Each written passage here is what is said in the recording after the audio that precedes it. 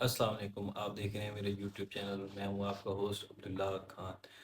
چلتے ہیں آج کی تازہ ترین خبروں کی طرف، جبکہ تازہ ترین خبریں کچھ اس طرح کی اچھی تو نہیں ہیں، پر کیا کریں، ہمارا تو کام ہے آپ کو بتانا۔ تو انٹرنیشنلی ایران نے ایک نیا نقشہ لانچ کیا ہے جو کہ ایک حدود کھڑی کرتا ہے اپنا ہرموز کے درمیان، مطلب ایسا کہ جس نقشے کے تحت کوئی اور جہاز جو ہے وہ آگے تو نہیں جا سکتا۔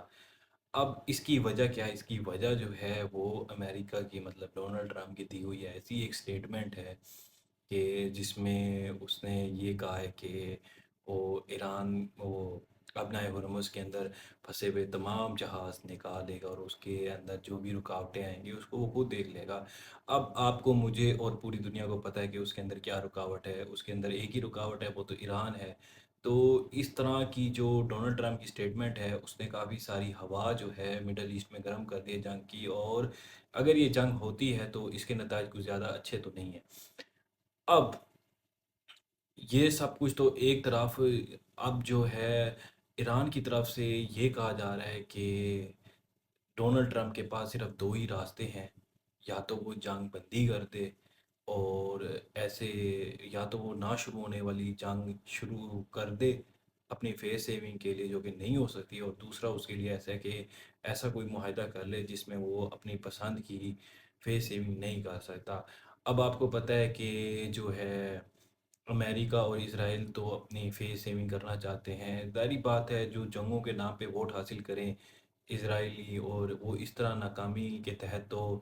نہیں جا سکتے۔ اب دوسری طرف جو ہر ہفتے یا ہر مہینے ڈونلڈ ٹرمپ کا سروے ہو رہا ہے کہ اپروول ریٹنگ لی جاتی ہے کہ پتہ کریں کہ اس کی ریٹنگ کیسی جا رہی ہے، تو 34% نیگیٹو ریٹنگ ہے، جبکہ آئی ایم سوری، میں اپنا وہ کریکٹ کر دوں،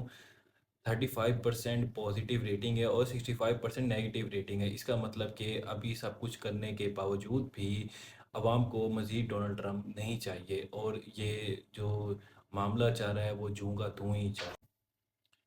اچھا، تو اب ایران نے تو واضح طور پہ امریکہ اور اسرائیل کو دھمکی دی ہوئی ہے کہ اگر اپنا ہرمز میں کوئی بھی امریکی جنگی جہاز یا داخل ہوا تو اس کو جو ہے جنگ بندی کی خلاف ورزی مانی جائے گی، اور سیز فائر کی بھی اس کو خلاف ورزی مانی جائے گی، تو اسے دوبارہ جنگ شروع ہو سکتی ہے۔ اور اب امریکہ کو تو وقت ہی چاہیے تھا، اور جو کہ وہ نظر آ رہا ہے کہ اس کو مل چکا ہے۔ تو اب یہ معاملہ کہاں پہ جاتا ہے اور کہاں جا کے ختم ہوتا ہے تو اس کا تو کوئی نہیں پتہ، اور ایران پر بھی پریشر برقرار ہے، جیسے کہ میں آپ کو کل بھی بتا رہا تھا۔ تو یہ معاملہ ابھی تک طول پکڑ ہے، اور اس میں کوئی کمی کی واضح کوئی کمی نظر نہیں آ رہی۔ اب اس طرح کے صورتحال میں، اس طرح کے موقع پہ جو ہے تقریباً امریکہ نے مزید ابھی نئے ہتھیار بھی اسرائیل کو بیچے ہیں، پتہ نہیں کتنے بلین ڈالر کے، یہ بھی صحیح طریقے نہیں آیا۔ اور باقی جو ہے ایران جو دوسری طرف پروجیکٹ فریڈم جو کلیم کرتے تھے امریکنز، جس میں وہ یہ تقریباً ان کا یہ تھا اپنا ہرمز کھلوائیں گے، اور اس میں اس کی آرمی نے امریکہ کو 3 نکتے دیے تھے، جس میں ایک نکتہ یہ تھا کہ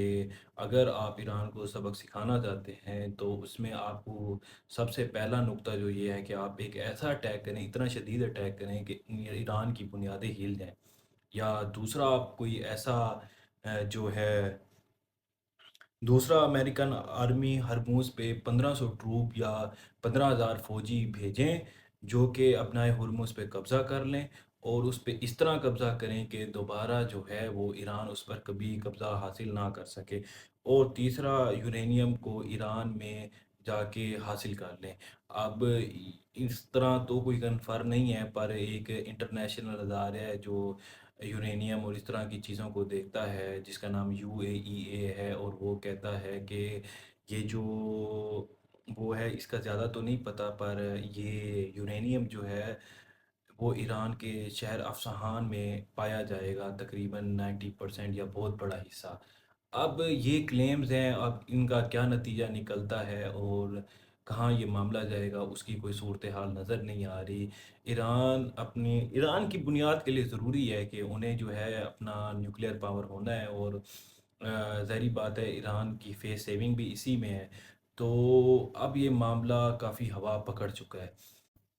اچھا تو اب ہم چلتے ہیں پاکستان کی نیوز کی طرف۔ پاکستان میں تو بھائی ایک ہی ہے جو لیڈر رہے گا، وہ ہے ہمارا خان۔ اب خان صاحب کی طرف سے تمام ساری پارٹیاں ایک طرف ہو جائیں، جو کچھ کر لیں، لیکن جو بھی اسٹیبلشمنٹ کا اور یہ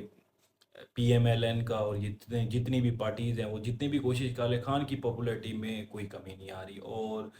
ابھی تک جو پولیٹکس میں ایک ہی نام ہے جو کہ جوں کا توں ہے، وہ ہے عمران خان۔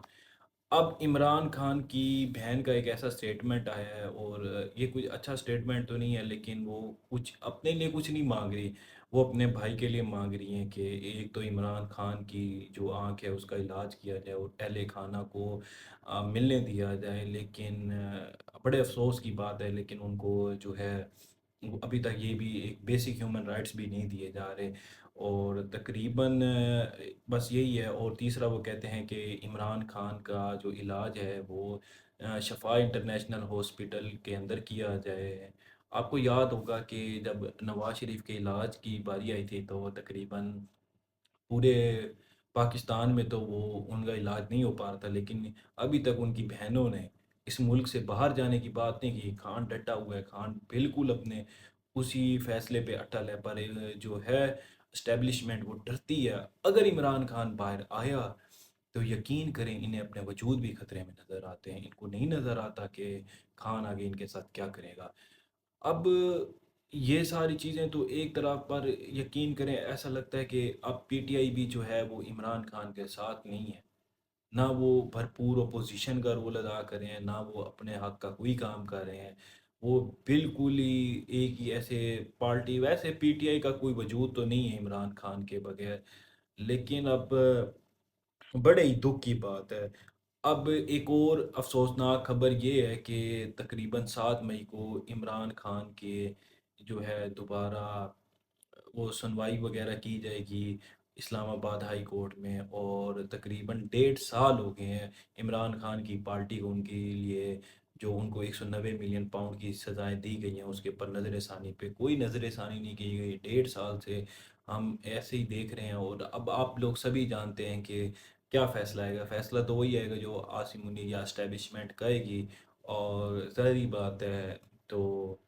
باقی آپ مجھے اپنی دعاؤں میں یاد رکھیں، اور تھوڑا اگر آپ میرا حوصلہ افزائی کرنا چاہتے ہیں اور اگر آپ تازہ ترین خبریں حاصل کرنا چاہتے ہیں تو آپ میرا چینل سبسکرائب کریں، اور اس سے ہماری حوصلہ افزائی ہوتی ہے۔ اور باقی میں آپ کو کل ملوں گا انشاءاللہ۔ السلام علیکم۔